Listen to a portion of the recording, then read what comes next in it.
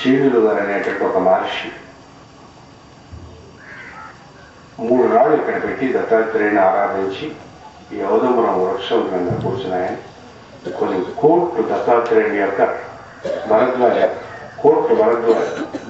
గారు కొన్ని కోట్లు ఆయన జపం చేశారు. ఇక్కడే ఉండేటటువంటి దత్తాత్రేయుడికి సంబంధించినటువంటి వారు మనకి అనకాపల్లి గురువు గారు అని అంటారు.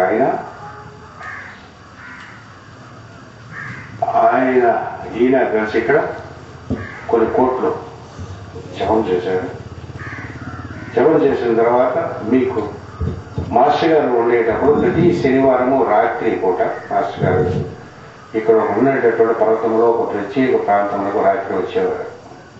చాలా మందికి తెలియదు. సోమవారం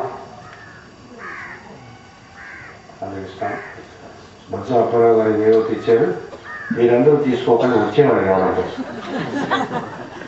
రిసెప్షన్లో పెడితే వచ్చిన వారికి ఒక్కొక్కటి నడిపిస్తే అంటే వాళ్ళు ఒకవేళ సెంటు అది వేసుకోకపోయినా దూరం నుంచి వచ్చినా మనకి వాసన పట్టకుండా ఉండడం కోసం. అసలు క్యాంప్ ఫైర్ యొక్క పరిస్థితి ఏంటంటే ఏం చేస్తుందంటే పసుకర్పూరం కానీ కర్పూరం కానీ ఏం చేస్తుంది, అంటు వ్యాధులు రాకుండా విరోచనాలు అవుతూ ఉండేటప్పుడు ఏం చేయాలంటే ఇది ఇలా చూసి వాసన చూపిస్తే విరోచనాలు తెగిపోతాయి, కళ్ళ తెగిపోతుంది. అటువంటి శక్తి ఉన్నటువంటి అంచేత వచ్చిన వాళ్ళకి ఇద్దాం. ఎలా వస్తారో ఏమిటో మనకి తెలియదు. మీరంతా పవిత్రులు కాబట్టి మీరు వస్తారు, మీరే యాంటీ చేనులు గారు ఊరు గారు కాక ఇక్కడ మాస్టర్ గారు ఒక పర్వతం దగ్గర తపస్సు చేసేవారు. నా అదృష్టం బాగుండి ఒకసారి వెళ్ళేవాడు. తపస్సులు వాటి విజయాలన్నీ కూడా మనం ఇంకెప్పుడైనా చెప్పుకున్నాం. అక్కడ ఈ విశాఖపట్నం నుంచి అన్నవరం మధ్యన 3 అవధూతలు ఉండేవారు. ఒక అవధూత రైల్వే స్టేషన్ దగ్గర ఉండేవారు, ఒక ఆయన ఈ తుది దగ్గర ఉండేటట్టు కొండలో ఉండేవారు, ఒక ఆయన ఇక్కడ దిగారు. అంటే పరివ్రాజము స్వేచ్ఛాచారం తీసుకున్నటువంటి వారు, దత్తాంశంలో పుట్టినటువంటి వారు. వాడి గురువు వాడికి అన్ని సాధనలు అయిపోయాక స్వేచ్ఛాచారం అని ఇస్తారు. ఎవరైనా స్వేచ్ఛాచారం తెలియాలంటే మహానిర్వాణ తంత్రం చదువుతారు. అటువంటి స్వేచ్ఛాచారులు అయినటువంటి వారు అవధూతలు అనేటటువంటి వారు. మొట్టమొదటిగా ఈ భూమి మీద వచ్చినటువంటి అవధూత వృషభం.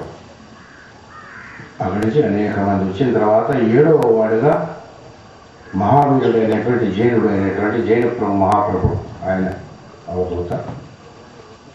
ఆ మార్గంలో అదొక మార్గం. అన్ని మార్గములు ఒకచోటకే తీసుకెళ్తే అవధూత అయినటువంటి మార్గంలో అవధూతలు పరమ పవిత్రులై ఉంటారు. వారు శరీరం తాగుతారు, కుక్క తాగుతారు. శ్రీ సాయిబాబా అవధూత. వారికి ఆచారంలో సంబంధం లేదు. ఆచారాన్ని పాటిస్తారు కానీ వాళ్ళ సొంత సాధనకు ఆచారం పాటించక్కర్లేదు. మిగతా వాడి కోసం ఆచారం పాటిస్తారు. కొందరైతే ఎర్ర డ్రెస్ వేసుకుంటారు, కొందరు గోచీలు పెట్టుకుంటారు.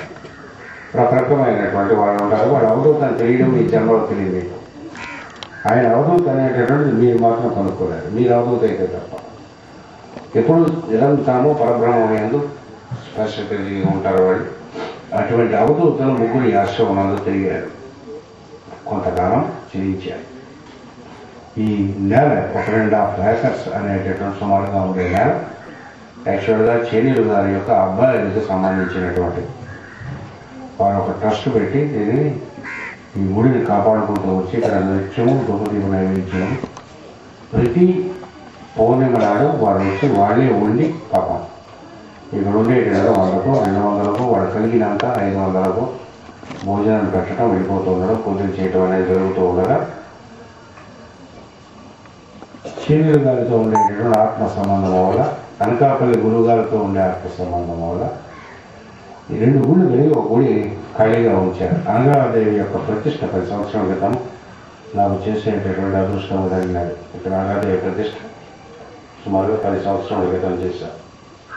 చేనీలు గారి అబ్బాయి భరద్వాజ. ఈయనది ఈ ఆశ్రమం ఇచ్చినటువంటి ఆశ్రయం ఇచ్చినట్టు ఈయన అన్నయ్య బద్రీనాథ్ వీరి యొక్క సిస్టర్స్ అందరూ కూడా మనందరికీ ఆశ్రయం కోసం ఈ ఆశ్రమాన్ని అది కన్స్ట్రక్ట్ చేసుకోమని ఇచ్చారు. అది దత్తుని యొక్క అనుగ్రహం వల్ల దాని షేప్ అది తీసుకుంటూ ఉన్నది.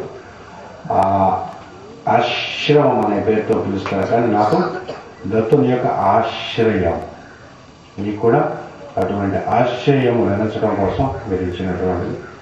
చంద్రుడు గారిని ఒకసారి స్మరించవలసినటువంటి సమయం ఇది. ఇదంతా కూడా మీరా అన్నదానం ట్రస్ట్ అనేటటువంటి దానికి లీగల్గా రచించారు. లాయర్ కాబట్టి అంతా లీగల్గా చేస్తున్నారు. గంగాజీ గారు లాయర్ కాబట్టి ఆయనదే ఆశ్రమం. ఆయన ఆశ్రమంలో మనం ఆశ్రయం తీసుకుంటున్నామని మాత్రం గుర్తుపెట్టుకోవాలి. ఇది మీరన్న దినాలు కూడా వస్తారు. ఇప్పుడు ఇలాంటి ఒక ఆశ్రమంలో ఉన్నాయి. ఆయన ఒకసారి ఆశ్రమం సంబంధించి స్మరించుకోవాలి. ఆయన చేసినటువంటి తపస్సు యొక్క ఈ గుడి స్టార్ట్ చేసి మనం సరిగ్గా 1 year అయింది. అంతవరకు ఇంతవరకు ఆగలేదంటే అలాగే ఉన్నది. ఇక్కడ దండం పెట్టుకుని వెళ్ళినటువంటి వారు